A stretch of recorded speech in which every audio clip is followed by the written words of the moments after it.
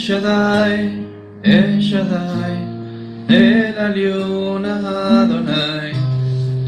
Siglo en siglo es igual tu poder, tu majestad. El Shaddai, El Shaddai, El Kankan Adonai. Te alabaré y te exaltaré. El Shaddai, El Shaddai, El Shaddai, El Alión Adonai.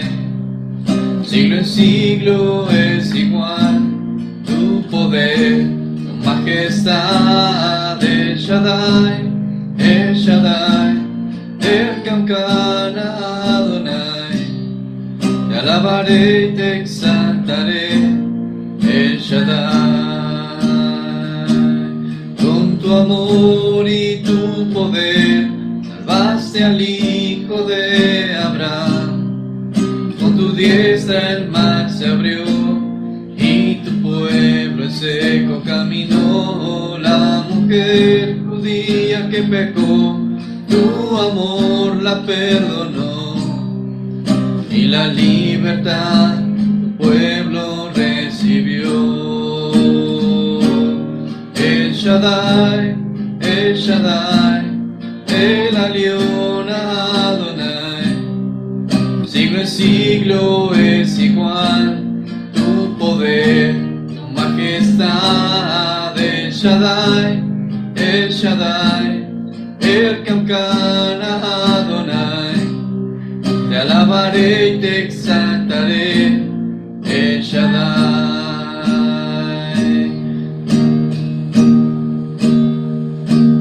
Tantos años que se habló de la venida del Señor, la gente nunca quiso ver ni al Mesías comprender. En su palabra estaba el plan, mas no quisieron entender, y su obra terminó cuando su hijo expiró. El Shaddai, El Shaddai, El Alión Adonai. Siglo en siglo es igual tu poder, tu majestad. El Shaddai, El Shaddai, El Kankan Adonai. Te alabaré y te exaltaré. El Shaddai, El Shaddai, El Shaddai, El Alión Adonai. Siglo en siglo es igual tu poder, tu majestad. El Shaddai, El Shaddai, El Kankan Adonai. Te alabaré y te exaltaré. El Shaddai. Te alabaré y te exaltaré. El Shaddai. Te alabaré y te exaltaré. El Shaddai.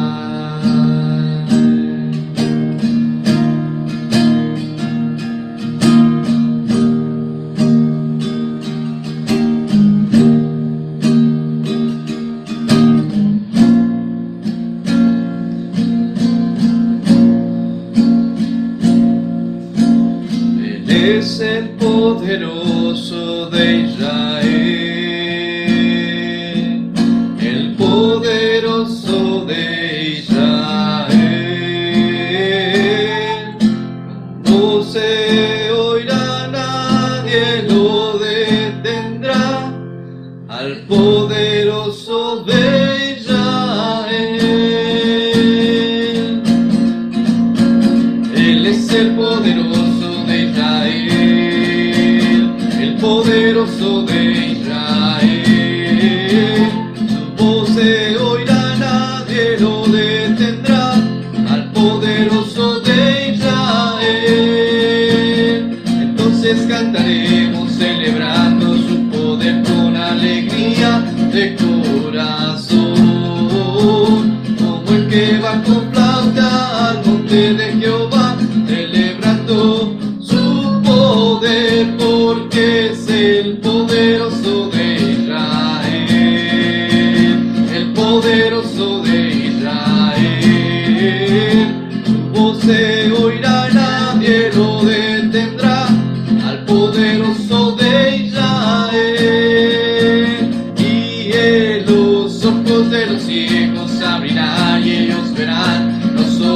oídos de los sordos oirán.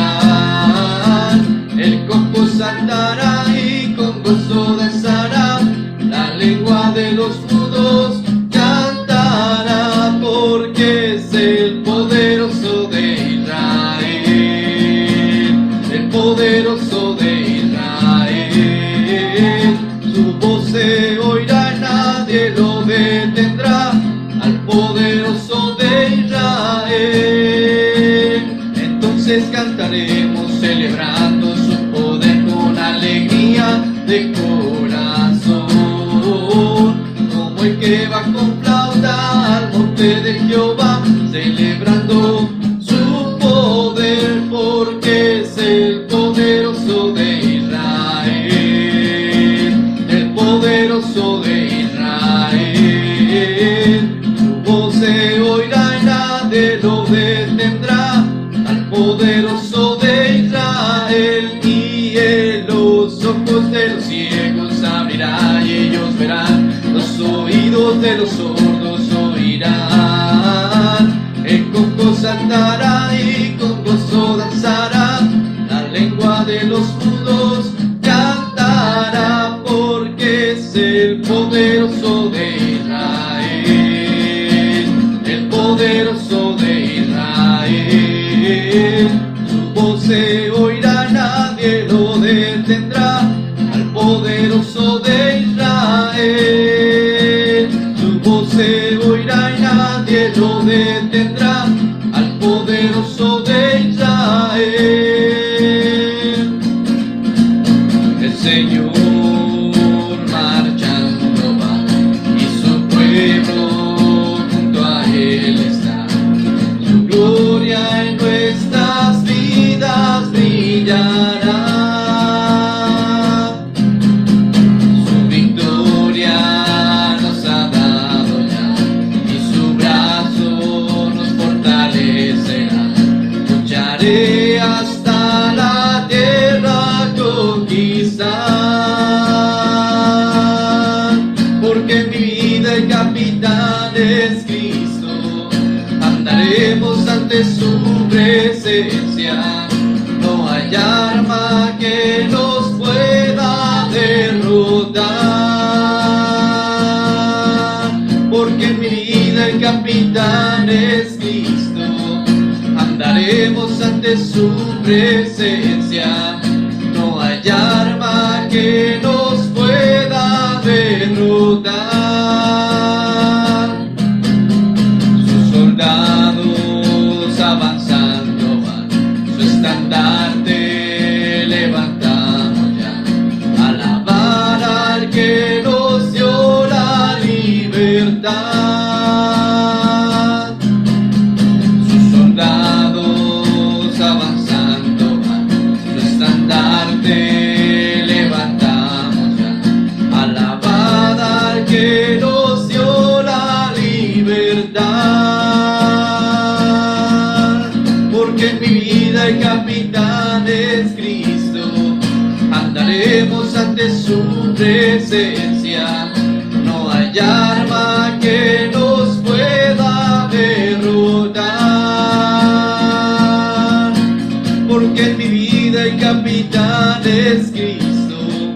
Andaremos ante su presencia, no hay arma que nos pueda derrotar, no hay arma que nos pueda derrotar, no hay arma que nos pueda derrotar.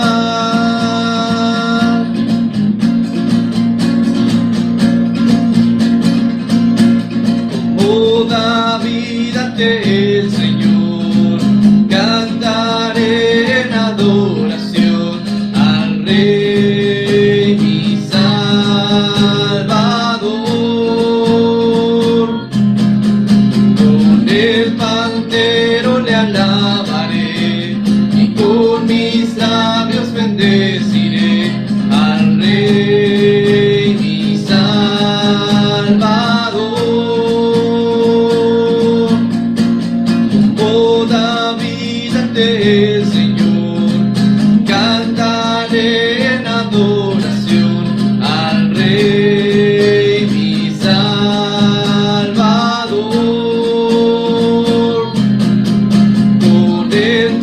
pandero le alabaré, con mis labios bendeciré al Rey mi Salvador.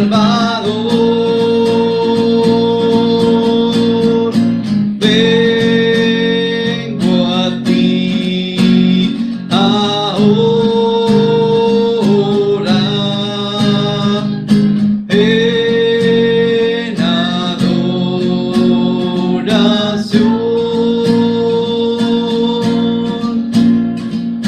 Cantaré con gozo a Cristo el Señor. Como David ante el Señor, cantaré en adoración al Rey mi Salvador.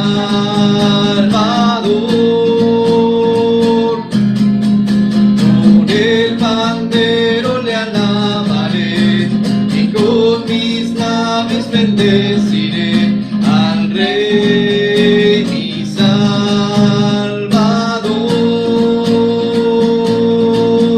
al Rey mi Salvador,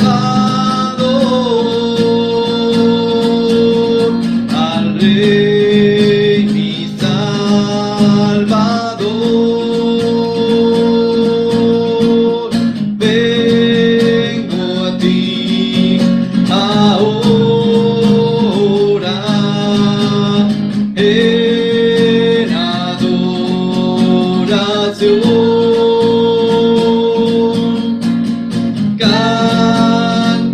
Cantaré con gozo a Cristo el Señor. Como David ante el Señor, cantaré en adoración al Rey mi Salvador.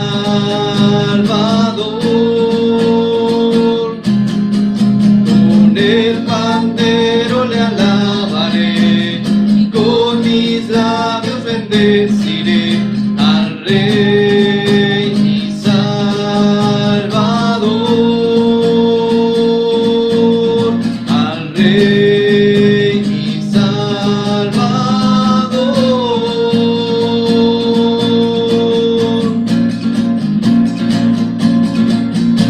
Jehová, muchos son mis adversarios, muchos son los que vienen contra mí, muchos son los que dicen de mí, no hay para él la salvación de Dios. Mas Jehová es escudo alrededor de mí, mi gloria y quien levanta mi cabeza.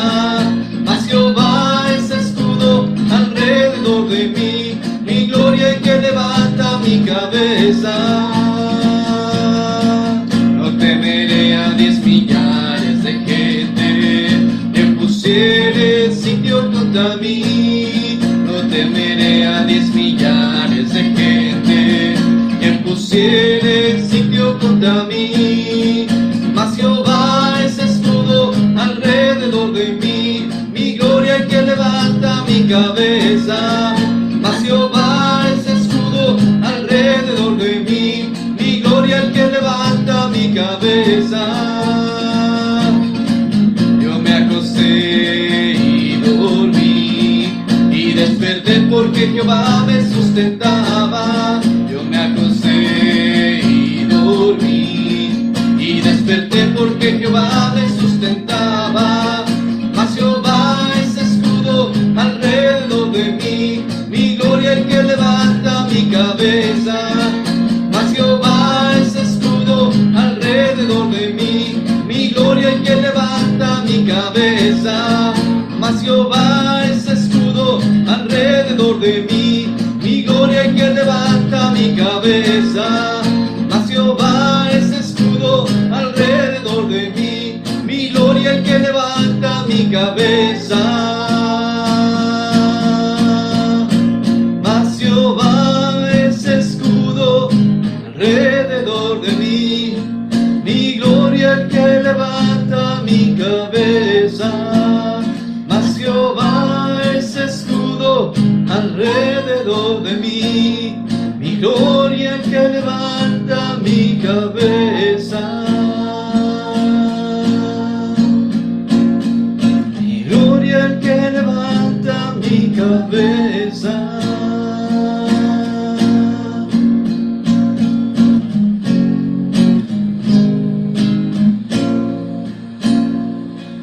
No hay arma que pueda derrotar.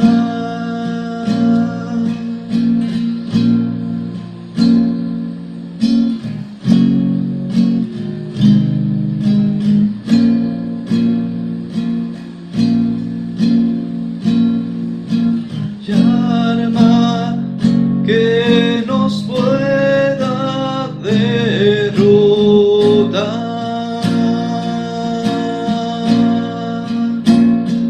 No hay arma que nos pueda derrotar.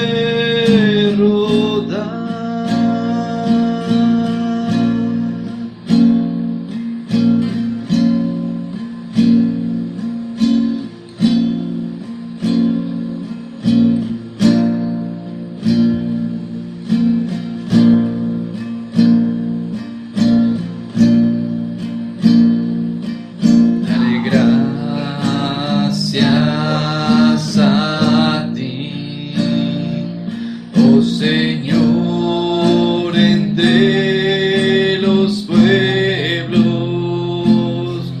cantaré tus alabanzas en las naciones.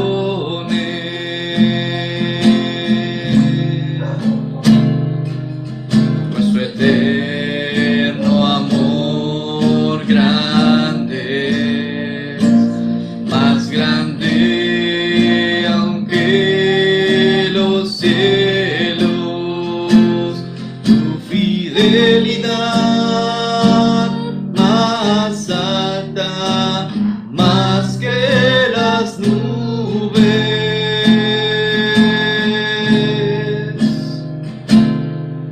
Dale gracias a ti, oh Señor, entre los pueblos cantaré tus alabanzas en las naciones.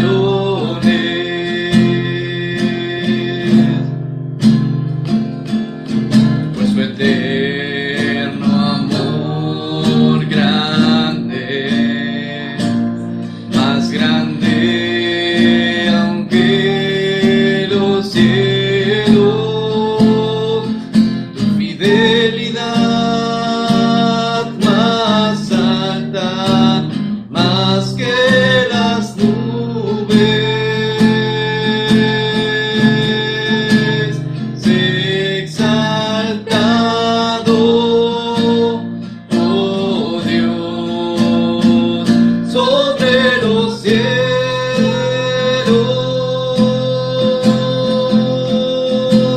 Sea tu gloria en la tierra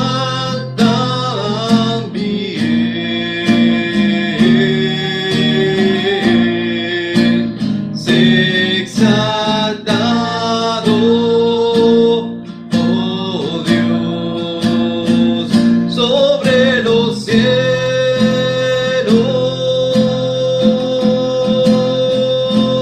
Sea tu gloria,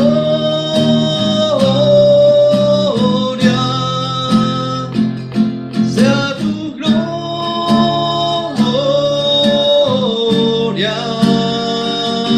sea tu gloria en la tierra también.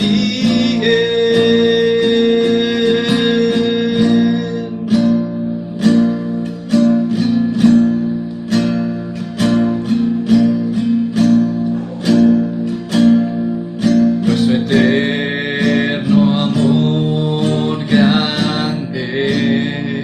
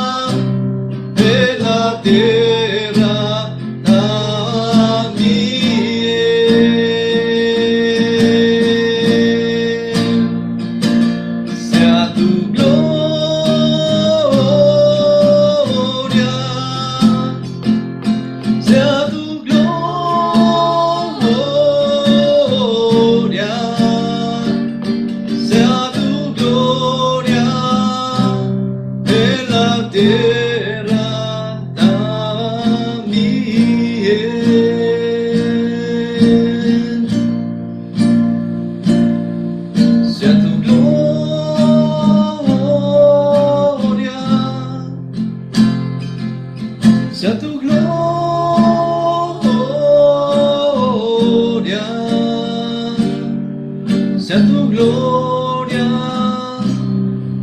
en la tierra también.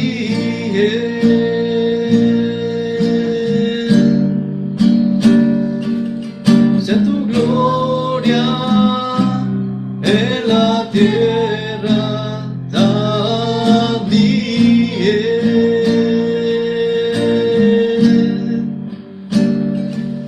Sea tu gloria en la tierra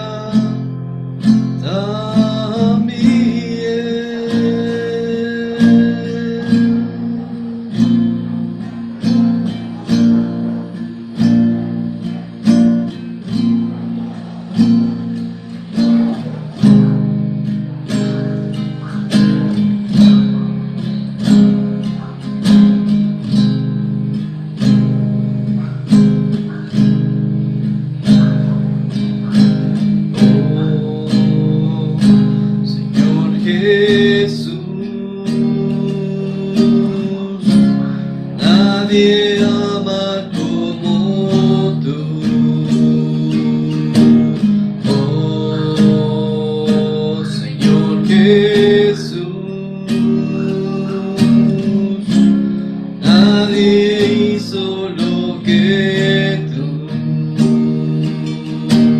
Oh, Señor Jesús,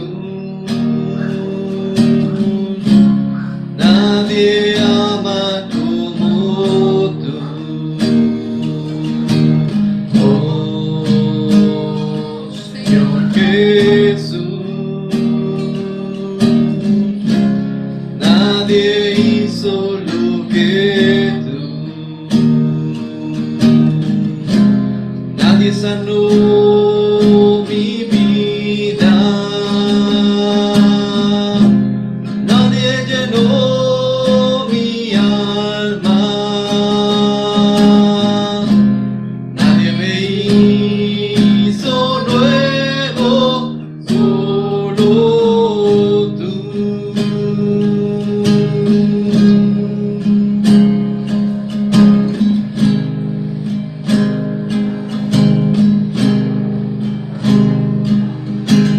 Oh, Señor Jesús, nadie ama como tú. Oh, Señor Jesús, nadie hizo lo que tú. Oh, Señor Jesús, nadie ama como tú. Oh, Señor Jesús, nadie hizo lo que tú. Nadie salvó mi vida, nadie llenó mi alma, nadie me hizo nuevo, solo tú. Nadie sanó mi vida, nadie llenó mi alma,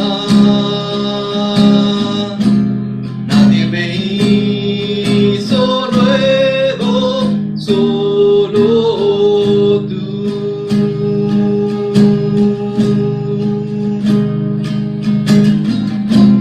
Nadie sanó mi vida, nadie llenó mi alma, nadie me hizo nuevo,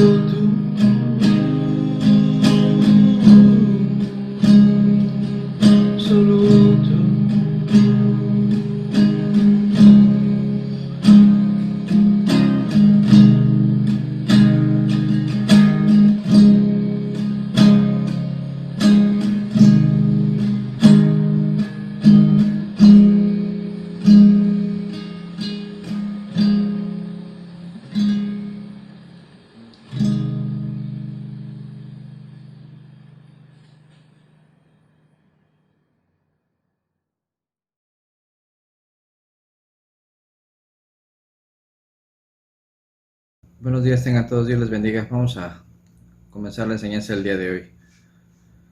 El día de hoy vamos a tratar un punto sobre lo que representa la religión. Vamos a hablar de este concepto y leer un poco sobre lo que menciona la Biblia en cuanto a este término.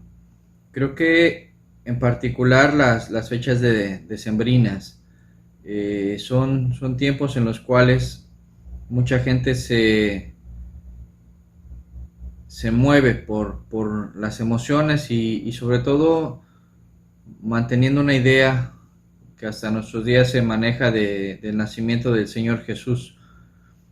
Y no vamos a entrar en el punto, el detalle sobre la fecha en particular del nacimiento del Señor, pero sí me gustaría que pudiéramos comprender que en muchas ocasiones la situación que mueve a la religión no es realmente el amar a Dios, y debería de ser, sino más bien costumbres e ideas que se han ido generando con el tiempo y que hemos platicado que inclusive desde el tiempo de los judíos esto ha venido a ser algo que en vez de acercarnos nos aleja muchas veces de Dios, porque se van arraigando tradiciones.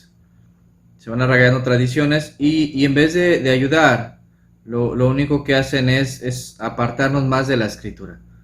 Entonces es importante enfatizar que las costumbres que vamos arraigando en nuestra vida es decisión personal. Inclusive entre los grupos evangélicos, como quieran llamarle, ¿verdad? Que están apartados de la idea católica o de algunos otros grupos, ¿verdad? Algunos se les llama protestantes desde hace mucho tiempo por la causa de Martín Lutero y todo eso. Mucha gente que salió, ¿verdad?, de la idea católica mantiene ciertas ideas y tradiciones muy similares, pero la pregunta es, ¿realmente hacemos las cosas por convicción o por seguir una tradición?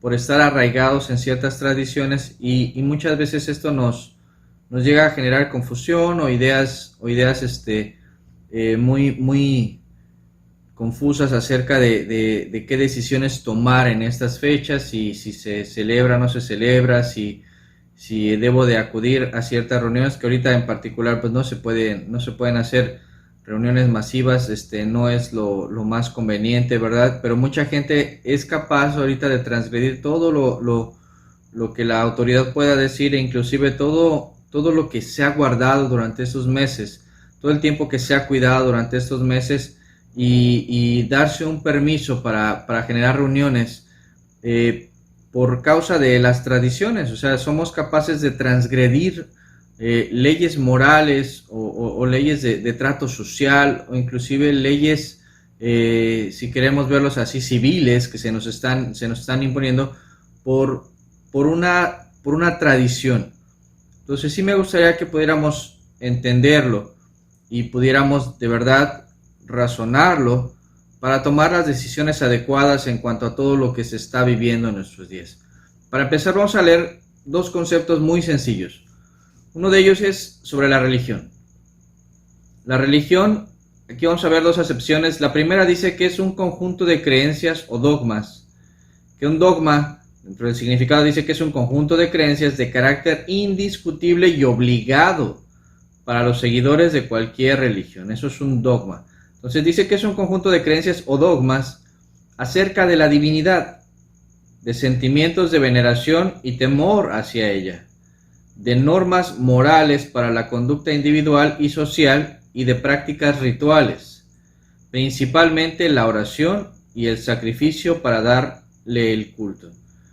Y el segundo punto, que es más breve, dice que es la virtud que mueve a dar a Dios el culto debido, que de alguna forma creo que esto se apegaría más a lo que debemos de hacer, en vez de generar lo que dice al principio acerca de los dogmas, ¿verdad? Que es algo indiscutible, obligado, etcétera.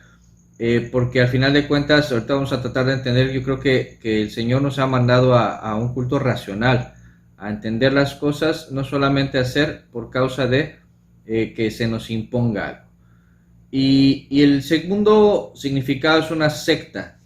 Una secta habla de una comunidad cerrada que promueve o aparenta promover fines de carácter espiritual, en la que los maestros ejercen un poder absoluto sobre los adeptos, es decir, no hay otra regla más la que manejan los maestros, los que dirigen el grupo, aunque esto, ¿verdad?, rompa toda ley espiritual que venga de la Escritura. La ley del maestro es la que está por encima de todo y no hay, ¿verdad?, discusión. Se hace lo que dice el líder del grupo. Eso es lo que menciona como una secta. Es un grupo cerrado, es un grupo que no permite que mucha gente, ¿verdad?, entre en el círculo más cercano, y que los líderes son los que toman el control de todo esto. Entonces vamos a tratar de entender ahorita por qué mencionar estos dos conceptos, y sobre todo vamos a tratar de comprender, le decía, lo que menciona la Escritura. Le decía, las tradiciones a lo largo de los años se han formado porque o es cómodo o algunos piensan que es bueno. Inclusive aquí cuando leíamos acerca de la secta dice que promueve o aparenta promover algún fin espiritual. Bueno, en la cuestión de las tradiciones, en algunos conceptos también las tradiciones de alguna manera intentan promover algún fin espiritual, aunque tengan otro fin real de trasfondo, y muchas veces es pues el comercial, el generar dinero, el generar riqueza, pero no tiene que ver mucho con las cuestiones espirituales. Vamos a leer un versículo para tratar de comprender cómo aún en el tiempo del apóstol Pablo, de los discípulos, había mucha oposición en cuanto a llevar el evangelio, porque había muchísimas ideas. El apóstol visitó muchísimos lugares fuera de lo que era el mundo espiritual, podríamos llamar así, de los hebreos, y se fue a visitar a lo que se conoce en la Escritura como los gentiles, gente que no es del linaje de los hebreos, pero que hacia ellos, hacia un servidor, hacia mucha gente que no venimos de un linaje hebreo, se abrió el evangelio. No somos descendientes de los israelitas, pero se nos abrió la palabra a nosotros para que pudiéramos hallar la salvación en Cristo Jesús. Y el apóstol Pablo fue alguien que se dedicó en gran manera a hacer toda esta labor junto con otros de los discípulos. Y él llega a lugares como Atenas, ¿verdad? Como Grecia, que era la cúspide de la cultura en ese tiempo en cuanto a cuestiones de las tradiciones y de ideologías que se habían generado, de la filosofía y de muchas ideas que estaban arraigándose en otros lugares, que tenían diferente religión, pero ellos empezaban a tomar ideas de muchos lugares y estaban, ¿verdad?, de una manera masiva transmitiendo sus ideas, su filosofía, sus creencias en cuanto a los dioses que ellos consideraban que existían. Y hay una historia muy particular con el apóstol cuando llega a estos lugares, ¿verdad? Dice que llega a un lugar que le llaman el Areópago, que era la colina de Ares, y él empieza a transmitir el evangelio a gente que no conocía absolutamente nada de la palabra. Habría gente que posiblemente había escuchado algo, pero la mayor parte de esta gente estaba encargada de adorar a sus dioses, no al Dios vivo. Entonces, si leemos en el libro de Hechos, capítulo 17, en el versículo 22, entonces Pablo, puesto en pie en medio del Areópago, dijo: varones atenienses, en todo observo que sois muy religiosos, porque pasando y mirando vuestros santuarios, hallé también un altar en el cual estaba esta inscripción: al Dios no conocido. Al que vosotros adoráis, pues sin conocerle, es a quien yo os anuncio. El Dios que hizo el mundo y todas las cosas que en él hay, siendo Señor del cielo y de la tierra, no habita en templos hechos por manos humanas, ni es honrado por manos de hombres, como si necesitase de algo, pues Él es quien da a todos vida y aliento y todas las cosas. y de una sangre ha hecho todo el linaje de los hombres, para que habiten sobre toda la faz de la tierra, y les ha prefijado el orden de los tiempos y los límites de su habitación, para que busquen a Dios, si en alguna manera, palpando, puedan hallarle, aunque ciertamente no está lejos de cada uno de nosotros, porque en él vivimos, y nos movemos, y somos, como algunos de vuestros propios poetas también han dicho, porque linaje suyo somos. Siendo pues linaje de Dios, no debemos pensar que la divinidad sea semejante a oro, o plata, o piedra, escultura de arte y de imaginación de hombres.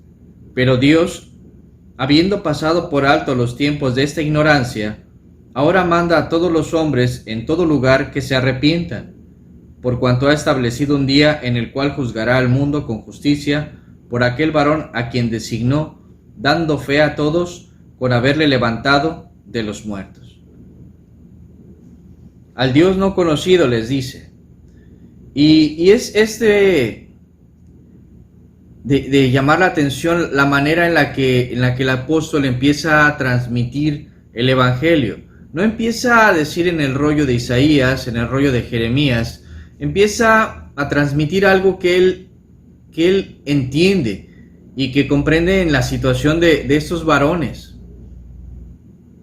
atenienses. En todo observo que sois muy religiosos. O sea, él decía, veo que se dedican de verdad a las cuestiones religiosas, ¿verdad? A las cuestiones que tienen que ver con una ideología, una creencia, ¿verdad? Pero que él veía que estaban erróneos. Y no intenta solo refutar sus doctrinas, sus ideas, sino que de una forma de verdad hermosa, directa, franca, empieza a hablarles acerca del Dios no conocido que ellos al que veneraban. Pero él con toda la seguridad, ¿verdad? Empieza a hablarles de que yo sí lo conozco. Y le decía, no empieza a refutar diciendo yo conozco toda la Biblia o todos los textos de ese tiempo, sino de verdad les empieza a hablar de aquel Dios que ha creado el linaje, ¿verdad? De todos los hombres, no solo de los hebreos, él creó a todos los hombres y empieza a hablar, ¿verdad? De que realmente no está lejos, dice, para que busquen a Dios, si acaso palpando puedan hallarle, pero él les dice, pero no está lejos de ustedes, no está lejos realmente de nadie. Él creó todas las cosas, ¿verdad? Y empieza a hablar de que la divinidad no tiene que ser comparada con oro o con algún objeto o algún personaje en particular de los que ya conocían ellos, ¿verdad? Escultura de arte, piedra. No, o sea, empieza hablando del Dios vivo y de su Hijo Jesucristo que vino a la tierra y murió, porque es lo que él menciona, dando fe a todos con haberle levantado de los muertos, en aquel varón a quien él designó a Cristo, ¿verdad? Él empieza a hablarles de ese personaje, ¿verdad? Más que histórico, era su Salvador, y es como debemos de verlo, nuestro Salvador. Y les empieza a hablar de él, sin dar muchos rodeos, ¿verdad? Les decía, sin sacar un rollo, como a veces nosotros pensamos que hay que predicar el evangelio, conociéndonos muchísimos textos, muchísimos versículos. No, es hablándoles de una experiencia personal. Él tenía una experiencia personal, más allá, le decía, de tradiciones o de una idea, ¿verdad? No llegó con sus textos de homilética, no llegó con sus textos bien preparados. Él llegó hablando acerca del Salvador, él llegó hablando acerca de su Dios, del Dios creador de todas las cosas, a personajes que posiblemente nunca habían escuchado algo similar. Y él inclusive menciona acerca de los poetas atenienses, le dice como ellos mismos escribían, linaje suyo somos. O sea, él inclusive hace referencia a la gente, a los escritores del tiempo, pero de los atenienses. Y empieza a transmitir lo que él estaba viviendo, lo que él sabía, y empezó a llamar la atención de mucha gente. ¿Por qué? porque hablaba con verdad, convencido de lo que estaba viviendo. No era una esencia, como podríamos llamarle, solo religiosa, solo de ideologías, de creencias, de dogmas. Más allá, estaba dando el culto debido a Dios. El culto debido a Dios en su vida, con sus palabras, explicando y expresando realmente lo que él estaba viviendo. Más allá, le decía, solo de repetir y repetir versículos, como muchas veces se tiene como costumbre, ¿verdad? Como tradición. El que sabe más es el que es más cristiano, el que está más cercano a Dios. No, es el que tiene la mayor experiencia con Él, el que se ha acercado más a Él. Y esto no habla de muchos versículos, de saber demasiado, sino de tener una verdadera experiencia de amor con el Señor. Si leemos aquí mismo en el capítulo 17, inclusive un poco antes, vamos a ver una gran diferencia, que es la que marcaba a algunos personajes con los que se topó el apóstol Pablo. Dice en el versículo 10, aquí en el capítulo 17, inmediatamente los hermanos enviaron de noche a Pablo y a Silas hasta Berea. Y ellos, habiendo llegado, entraron en la sinagoga de los judíos. Y estos eran más nobles que los que estaban en Tesalónica, pues recibieron la palabra con toda solicitud, escudriñando cada día las escrituras para ver si estas cosas eran así. Así que creyeron muchos de ellos, y mujeres griegas de distinción, y no pocos hombres. O sea, estamos hablando de que ellos fueron, ¿verdad?, perseguidos en Tesalónica. Ellos predicaron, Pablo predicó en Tesalónica con Silas, y la gente había creído, pero fueron incitados por personajes, ¿verdad?, que no los querían, para que los sacaran de ahí. Entonces los hermanos los llevan hasta Berea, ¿verdad? Y ahí, ¿qué siguen haciendo? Lo mismo, siguen predicando al Dios vivo, siguen hablando del Dios vivo. Él no dejó de hablar del Dios vivo. Pero aquí hay algo particular de los que escuchaban, no solo del que predicaba, sino de los que escuchaban, y es que era gente que tomaba en serio la palabra. El hecho de que mencione que eran más nobles habla de una esencia de una persona que difícilmente va a dejarse llevar, ¿verdad?, solo por lo que mencionan otros, sino que realmente ellos estudiaban las escrituras, corroboraban lo que les decía ese varón, y muchos de ellos, por causa de esa seriedad que le daban a la palabra, muchos creyeron. Dice, y no pocas mujeres realmente, sino que muchas mujeres griegas de distinción, y no pocos hombres. O sea, realmente había algo en las palabras de Pablo que lo hacían diferente de los demás, ¿sí? Y era que él estaba realmente experimentando una relación de amor con Cristo, y es lo que transmitía, hablando de la misma palabra. Entonces, después de esta escena, él es llevado a Atenas, y en Atenas, en uno de los lugares más sagrados para muchos de los griegos, él empieza a hablarles del Dios verdadero,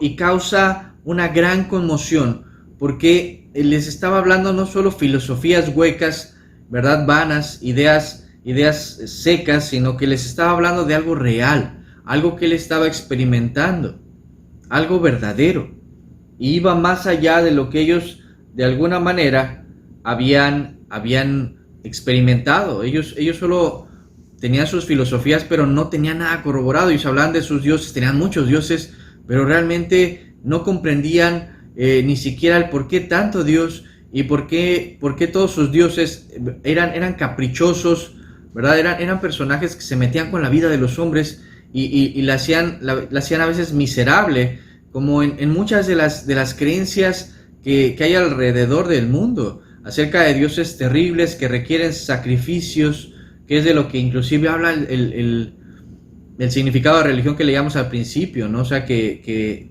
pareciera que mucha gente tiene esa esencia de que un Dios requiere un sacrificio.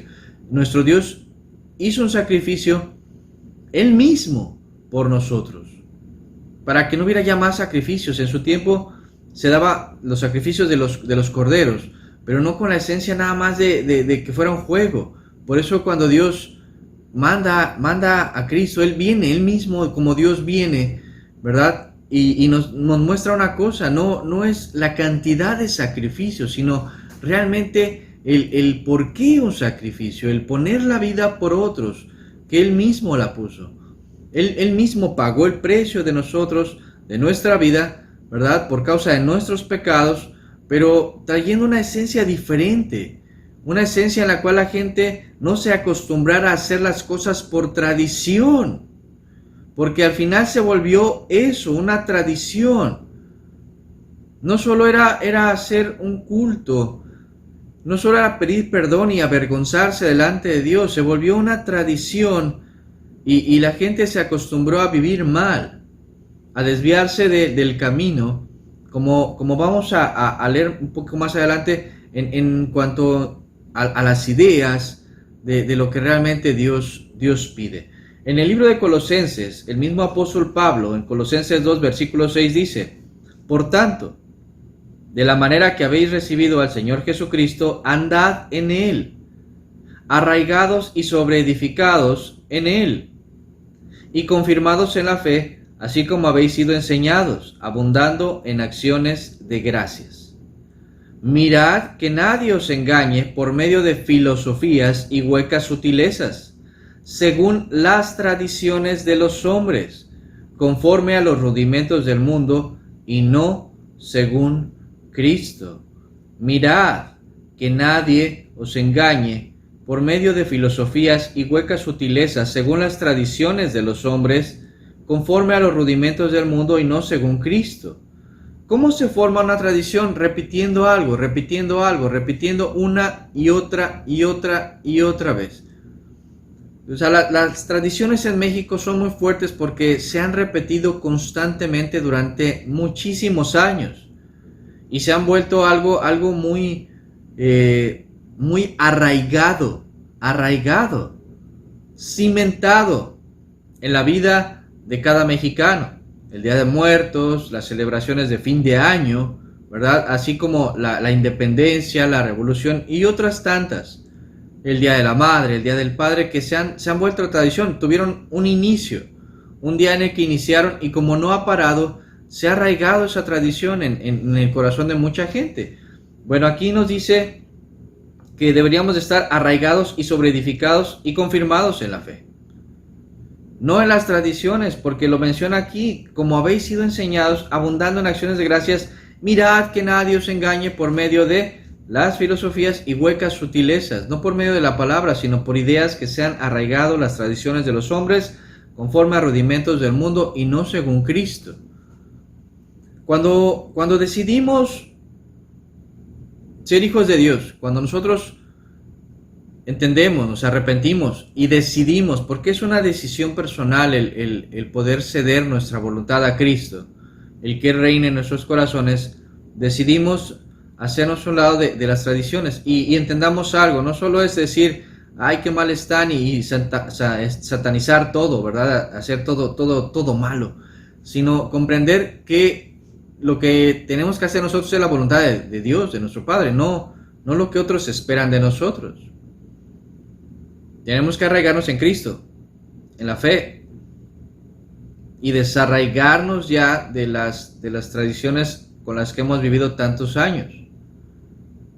¿Son malas, son buenas? Pues convivir con la familia no es algo malo, pero depende qué es lo que buscamos en todo ello. Si vamos al Evangelio de Mateo capítulo 15, Mateo 15, versículo 2, ¿por qué tus discípulos quebrantan la tradición de los ancianos? Porque no se lavan las manos cuando comen pan. Respondiendo él, hablando de Jesús, les dijo: ¿por qué también vosotros quebrantáis el mandamiento de Dios por vuestra tradición? Vuelvo a leer, dice, cuando la gente, ¿verdad? Los de el pueblo con los que estaban comiendo, con los que convivían, porque convivían con ellos, aunque de alguna manera sabían que no estaban haciendo las cosas bien, el Señor vino a buscar lo que se había perdido, Él vino a hablar, Él vino a estar cerca, Él vino a hacer misericordia, y le decían, ¿por qué tus discípulos quebrantan la tradición de los ancianos? O sea, estamos hablando de que no era una tradición que viene en la Biblia, era algo que habían impuesto los ancianos, y así se tenía que hacer. Dice, porque no se lavaban las manos cuando comían pan. Y respondiendo Jesús les dijo, ¿por qué también vosotros quebrantáis el mandamiento de Dios por vuestra tradición? Y les empieza a hablar de dónde, en dónde quebrantaban el mandamiento, y les decía que esa gente decía que iban a ayudar a sus padres, ¿verdad? A sus familiares grandes, con lo que pudieran ayudarles, ¿no? O sea, con lo que les sobrara, casi estaban diciendo, y es lo que les empieza a hablar el maestro, el Señor Jesús, y le decía, cuando el mandamiento es honra a tu padre y a tu madre, y honrar va más allá solamente de darles, ¿verdad?, un poco de pan, de darles, ¿verdad?, un techo, es honrarlos, es darles el lugar debido como padres, porque ellos se dieron su tiempo para criarnos y formar. Entonces, lo que da la idea es de que le decía, lo que ha mandado Dios es que te ocupes de ellos, que los ames, que los honres. O sea, no es que les des, ¿verdad?, un asilo de ancianos, porque la gente en la actualidad quiere vivir bien, pero se olvida de la necesidad de la gente mayor. Los mantiene a veces, ¿verdad?, abandonados, sin darles el tiempo, sin escucharlos, porque a veces es cansado, pero realmente creo que más que cansado fue un niño que lloraba y lloraba, una niña que lloraba y lloraba, ¿verdad? Una niña que quería las cosas, un niño que quería las cosas y que ¿verdad?, le hacía difícil la vida a los padres. Entonces, un anciano, una persona grande, es una persona que dio sus fuerzas, dio su tiempo por nosotros. Y quiero pensar que la mayoría lo fue así. Entonces, no estaba diciéndole, no es como tú quieras. ¿Por qué? Porque se formó una tradición. Le daban más importancia a lavarse las manos que al cuidar unos de otros. Le daban más importancia a cosas de verdad absurdas, que rayaban en la locura, porque no era solo lavarse las manos, sino era cómo lavarse las manos 2, 3 veces. O sea, le daban más importancia a algo así que a limpiar el corazón. Entonces, las tradiciones regularmente han venido a hacer cambios muy fuertes en la vida de una sociedad, y regularmente no ha sido para bien, porque nos alejan de nuestro Dios, realmente de lo que el Señor nos enseña. Nos ayudan solamente a vivir más cómodamente, pero no a vivir una vida piadosa, una vida de verdad piadosa, en donde realmente aprendamos a cuidar de los unos y los otros. Y vemos a veces cosas verdaderamente absurdas, ¿verdad? Y le decía, no es que esté mal que se lave las manos, todo lo contrario. O sea, la higiene es necesaria. De hecho, la higiene hizo que los judíos en diferentes epidemias libraran la enfermedad, porque eran gente limpia. O sea, y eso la Biblia sí lo enseña en el Antiguo Testamento, inclusive, de cómo tenía que estar limpio el campamento y todas las cosas como debían de ser. Pero cuando se imponen cosas humanas, ¿verdad?, se sale de esa línea real. Se imponen cosas que ya no van, y entonces se empieza a observar de una forma más específica lo que te dicen los demás. Por eso es cuando empiezan las ideas sectarias, cuando es más importante lo que te dice el ministro que lo que te dice Dios, cuando es más importante lo que te dice un líder o un maestro que lo que te dice la palabra de Dios. O sea, cuando nosotros empezamos a desviarnos de esa idea, entonces aguas, o sea, tengamos cuidado, porque si un ministro se atreve a decirte algo que contradice la Escritura, ya no es un grupo sano. Estamos hablando inclusive, ¿verdad?, de una idea religiosa que se está apartando de la verdad, y que puede caer en una situación inclusive de sectarismo, porque cuando el ministro se da cuenta que no está actuando bien, lo que hace es tratar de cubrir, tratar de ocultar esas situaciones y hacerle ver a la gente que le sigue que eso es normal, que eso está bien, y no es cierto.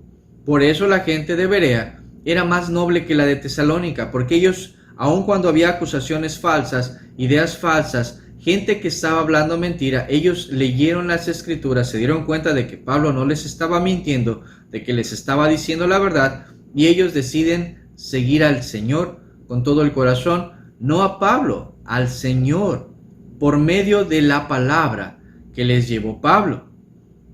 Y eso es importante entender. Al final de cuentas, al que vamos a seguir, al que debemos seguir y al que nos debemos es a Dios, al Maestro, a Cristo, que dio su vida por nosotros, no al hombre, no al ministro, no a la persona, sino a Dios.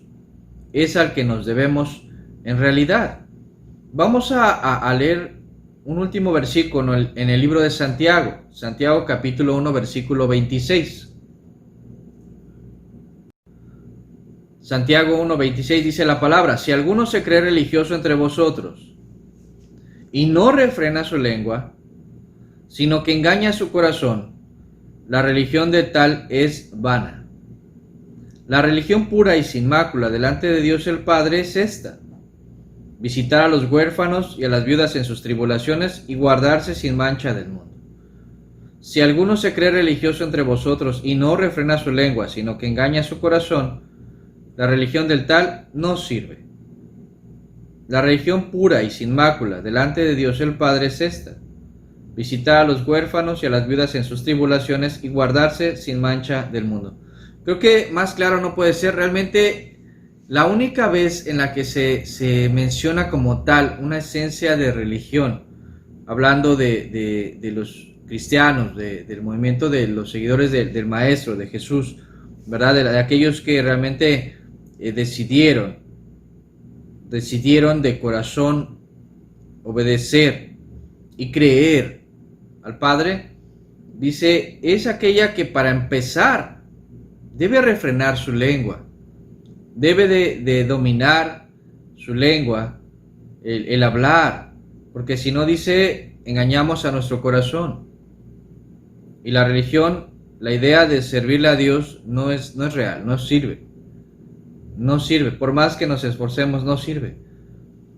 Y después da la explicación, dice, la religión pura y sin mancha, sin mácula, delante de Dios el Padre es esta. Y da la esencia: visitar a los huérfanos y a las viudas en su tribulación y guardarse sin mancha del mundo. O sea, sí habla de no pecar, pero la esencia también habla de la misericordia, del ver por los demás. No está hablando de tener reuniones en las cuales tengas enseñanzas muy elevadas, muy sofisticadas y de temas súper especiales que los impuros no pueden escuchar, que la gente no preparada no puede escuchar. Está hablando de un corazón, de un verdadero corazón que tiene una necesidad, y es ver por la necesidad de otros. Estar pendiente de la necesidad de otros, el poder ver, ¿verdad?, a los huérfanos que no pueden valerse por sí mismos, a las viudas que en su tiempo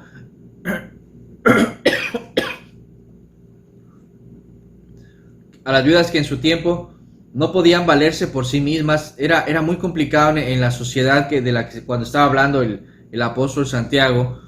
Las mujeres no podían tener un empleo, estudiar una carrera o valerse por sí mismas. Era muy difícil. Necesitaban del apoyo de alguien, de sus hijos. Las mujeres viudas tenían que mendigar en muchas ocasiones, tenían que ir a los campos y recoger lo que caía, ¿verdad? De lo que cosechaban y tomar de ello. Pero era muy difícil sobrevivir si no había quien cuidara de ellas. Y la esencia, cuando el Maestro viene a hablar, es tener misericordia. El que nuestro corazón sea movido a misericordia. No solo es el conocimiento, es ver por las necesidades reales de la gente que está a nuestro alrededor. Imagínense, no solo es por ver por las necesidades de nuestros padres reales, las necesidades que surgen en el día a día con nuestros padres, tanto emocionales o económicas, y de la gente que está cerca de nosotros, sino también con gente que sabemos que tiene alguna necesidad y que necesitamos también tratar de apoyar de una u otra manera. Y eso habla de un corazón realmente que va a buscar esforzarse. ¿Por qué? Porque hasta el más pobre puede compartir de su pan con otro que sea más pobre que él. Siempre va a haber alguien con más necesidad, y esa es una realidad. Por eso, cuando el apóstol inclusive hablaba de arraigados en la fe, dice, y abundando en acciones de gracias, porque si tenemos pan, así sea poco, tenemos más que otros. Si tenemos techo, tenemos más que otros. Si logramos de verdad salir adelante, tenemos más que otros. Entonces tenemos mucho que agradecerle a Dios, mucho que agradecerle a Dios. De verdad, tenemos mucho que agradecerle a Dios. Y eso va más allá de una tradición. Las tradiciones solo nos hacen huecos, nos hacen cuadrados, ¿verdad? A lo que la gente espera de nosotros. Pero cuando realmente alguien ama a Dios y de verdad le da su lugar, el lugar debido a Dios, no solamente, ¿verdad? El día 24 que dicen que ese día nació Jesús, y le decía, no vamos a entrar ahorita en controversia de los días, del día que nació, las fechas o los tiempos, pero la gente ni siquiera honra al maestro. Ese día se olvidan inclusive de él, ¿verdad? Prefieren dedicarle tiempo a un muñeco, cuando lo leíamos que Dios no es semejanza de oro, de plata o piedra o escultura de arte, no es una cruz tallada. O sea, nuestro Dios es real, está vivo, Cristo está vivo, Él resucitó entre los muertos y está sentado a la diestra del Padre y está en gloria el Señor. Y Él es un Dios vivo, real. Y no solo en diciembre, en enero, en febrero y en todos los días dice que Él estará con nosotros hasta el fin de los tiempos, y realmente lo creemos. Y bendito sea el Señor y gloria sea a Dios, porque no es un mito, no es una tradición, Él es real. Y recordamos cada día de reposo que Él resucitó de entre los muertos. O sea, que Él es un Dios de ayer, hoy y por los siglos. O sea, Él no tiene principio ni fin. Nuestro Señor es eterno y es todopoderoso. Por eso dice la Escritura, abundando en acciones de gracias. ¿Por qué? Porque es por Él que nuestra vida es diferente. Es por Él que las cosas son diferentes. Es por Él que nos damos cuenta que cuando se cometen errores, y en su misericordia nos da la oportunidad de enmendar las cosas y de arreglar las cosas y de arrepentirnos realmente de lo que hemos hecho mal y poder cambiar y nacer de nuevo en Él. Es por Él. En Él estamos completos. O sea, puede leer todas las partes que leíamos ahorita de Hechos en Colosenses y en las partes que continúan, como el apóstol, ¿verdad? Transmite una vivencia real, en la cual al conocer a Cristo, él sabe algo. En Él estoy completo, en Él estoy completo y nada me falta. No necesito una fiesta, no necesito un convivio. O sea, con que Él esté conmigo, bendito Dios, con eso me basta. Y por eso es importante a veces cuando alabamos a nuestro Dios, y por eso en la necesidad que hay de vernos, y espero en Dios que nos podamos volver a ver y cantarle juntos, es porque de verdad hay una necesidad de agradecerle a nuestro Dios todo lo que ha hecho por nuestra vida, por cada hermano, por cada hermana, por las hermanas grandes, por los hermanos que están enfermos y que siguen en pie, que siguen vivos, que siguen luchando. De verdad, gloria a Dios por todos ellos. O sea, que si vamos a celebrar algo, sea la bondad de Dios en nuestras vidas. Que si usted va a dar gracias, de verdad, dele gracias a Dios por todo lo que el Señor ha hecho. Dele gracias a Dios, porque Él nunca nos ha dejado. Religiones se forman bajo tradiciones, sectas se forman bajo tradiciones. Un verdadero hijo de Dios deja de mirar al grupo, deja de mirar al ministro y mira a aquel que es el hacedor y consumador de la fe, a Cristo Jesús. La idea no es el grupo, es Cristo en nosotros. Es que se transmita realmente la esencia. El vivir en Cristo Jesús te da libertad, no te ata a un grupo, te ata a Él, te cimenta en Él, te afirma en Él, pero no a un grupo. No debería de ser eso. O sea, si yo realmente amo a Cristo, debo amar a ese grupo por causa de Cristo. Voy a amar a esas personas, y si veo algo mal, se los voy a decir y lo voy a marcar. ¿Por qué? Por amor también a cada uno de ellos. Pero es algo que tenemos que hacer, tenemos que ser congruentes. Si no está bien, si la situación no es correcta y me hago a un lado, ¿verdad? Tengo que ser congruente porque sigo a Cristo. Tenemos que seguir al Maestro. No estamos siguiendo a un grupo, estamos siguiendo a aquel que dio su vida por nosotros y al cual hay que glorificar en nuestras vidas. ¿Parece si terminamos agradeciéndole a Dios? Señor, muchas gracias por nuestra vida y por acercarte a nosotros. Gracias porque todo lo que hemos pasado, Señor, hasta el día de hoy, ciertamente nos enseña que tú no nos has dejado, Señor, y de verdad, muchas gracias. Si enfermamos o no, al final de cuentas lo que importa es que tú estés cerca de nosotros, Señor. Y si tú nos das consuelo, Señor, y nos fortaleces, Señor, en nuestra alma, Señor, eso es lo que importa. Glorifica tu nombre en la vida de cada uno de nosotros. Te lo pedimos en el nombre de Jesús. Amén. Amén. Pues de verdad, que Dios bendiga su hogar, bendiga su casa, que este fin de año, más que verlo como el término de algo, sea siempre el comienzo de algo, ¿no? El comienzo de otra etapa con el Señor. Entender que falta menos tiempo. Cada vez falta menos tiempo para que Él regrese o que nos llame a cuentas. Debemos estar preparados. ¿Verdad? No nos angustiemos por las fiestas. O sea, no se afane. De verdad, no se afane por si voy a ir, no voy a ir, van a venir, y qué pasa, y si el coronavirus y eso, mire, mejor guarde su corazón de los afanes, cuídese, cuide a los demás, y en todo, de verdad, siempre dando gracias a nuestro Dios. Que el Señor le cuide a su familia. Un saludo a todos, que pase una bonita tarde. Hasta luego.